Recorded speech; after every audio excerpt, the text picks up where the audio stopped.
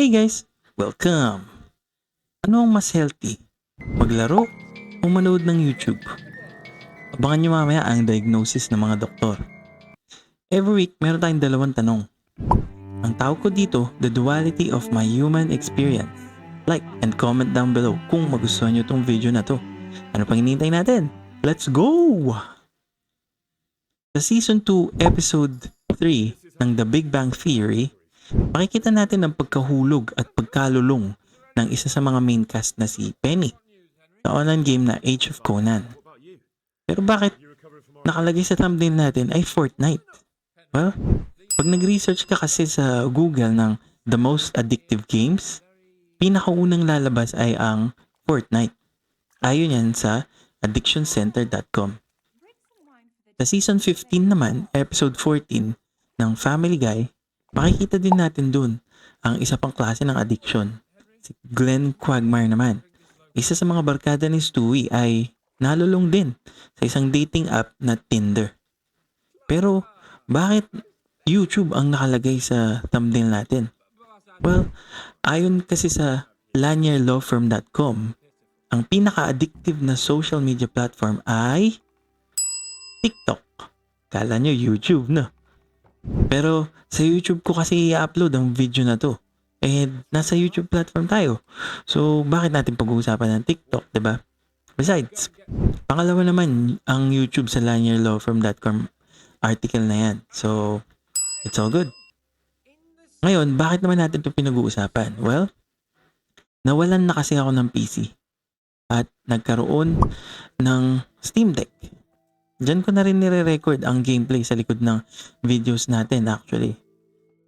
Nung dating may PC pa ako, pag kumari gusto kong maglaro, kailangan ko munang buksan ang PC, hintayin mag-load ang Windows, tapos buksan yung laro na gusto kong laruin, another loading screen, then yun, makakalaro na ako.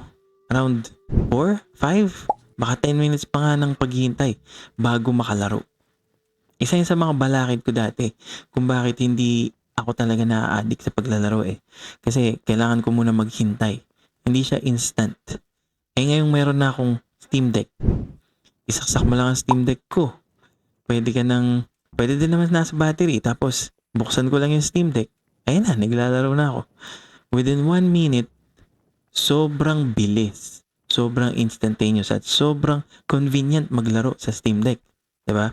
Kaya mas mataas din ang possibility na ma-addict ako.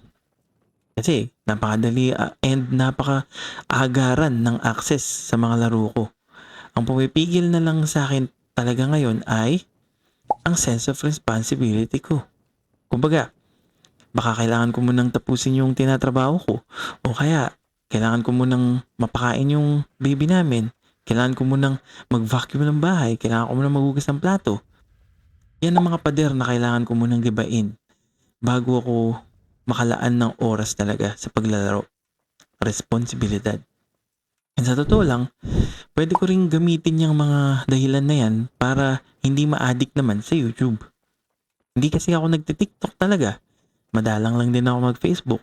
Kaya ang pinakamatagal kong social media platform ay YouTube. So pag pinag-uusapan na yung tanong na ano ba ang mas healthy, maglaro o manood ng something? Yung something dyan, pinapalitan ko ng YouTube. And kung babalikan natin yung sinabi ng lanierlawfirm.com, 48.7 minutes per day ang average na watch time sa YouTube. Parang mas mataas pa kaya yung average ko dyan Kasi nga, YouTube lang talaga ang social media platform of choice ko. So, kung i-imagine ko buong araw ko, baka nasa 2 or 4 hours per day ako nasa YouTube. Hindi pa kasali itong paggawa ko ng YouTube videos, no? Pwede ko rin sabihin actually na mas matagal ako nanonood ng YouTube kesa naglalaro.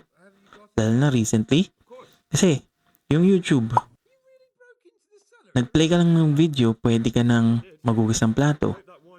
Pwede kang mag-vacuum habang nagpapakain ng bata, habang nagtatrabaho pa, kung kaya, di ba? Di ba? Basta madaling ma-addict sa YouTube kaysa sa paglalaro.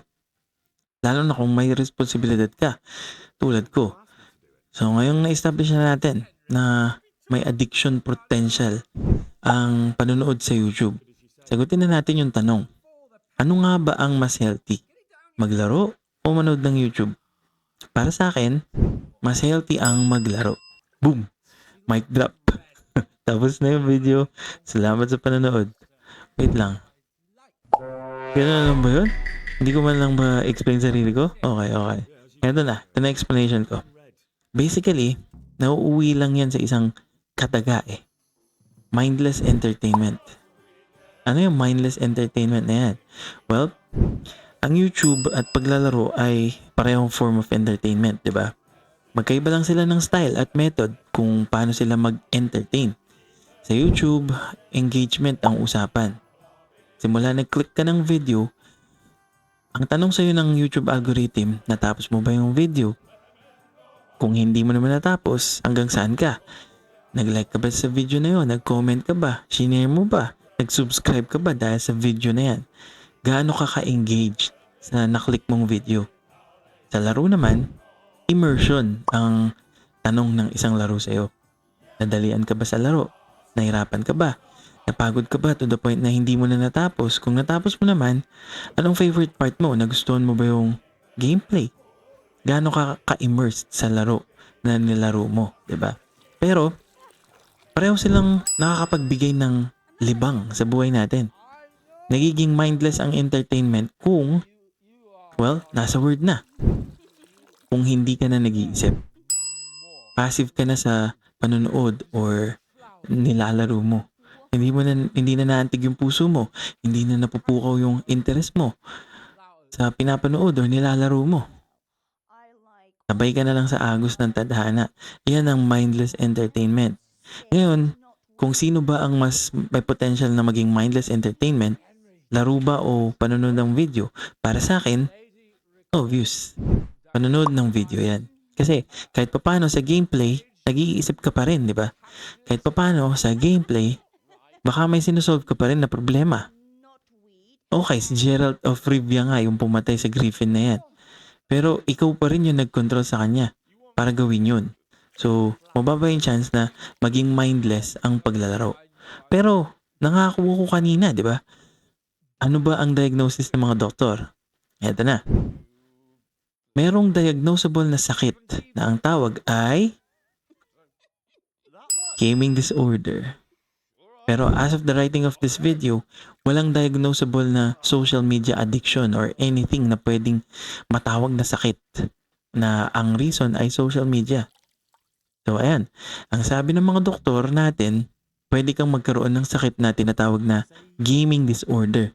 Basically, kapag severe na daw yung effect ng gaming sa buhay at mental health mo, pwede kang ma-diagnose na may gaming disorder. Pero sa social media, like YouTube, Facebook, or kahit TikTok pa nga walang sakit specifically para dyan.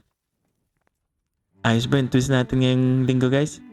Bida-bida ako sa paglaro kanina. Dinipensahan ko pa yung mahirap kumari na magkaroon ng mindless entertainment sa gaming. Tapos, bandang dulo, mayroon palang sakit na gaming disorder. Tapos wala pang sakit na social media addiction. Grabe, di ba? Nagulat din ba kayo sa isinuwalat kong kaalaman na yan? Para sa inyo ba? Kalimutan na natin yung sinabi ng mga doktor. Ano ba ang mas healthy para sa inyo? Pag-usapan natin sa comment down below. Kung umabot kayo dito sa video na to, thank you. Next week, pag-usapan naman natin, anong mas magandang laruin? Lumang laro o bagong laro? Kung gusto nyo pa ng mga ganitong klaseng videos, subscribe for more. Kung nagustuhan nyo naman yung video na to, like and comment down below. Share this video sa mga taong tingin nyo magugustuhan din ang ganitong klase ng usapan. And as always, I am the Lying Man.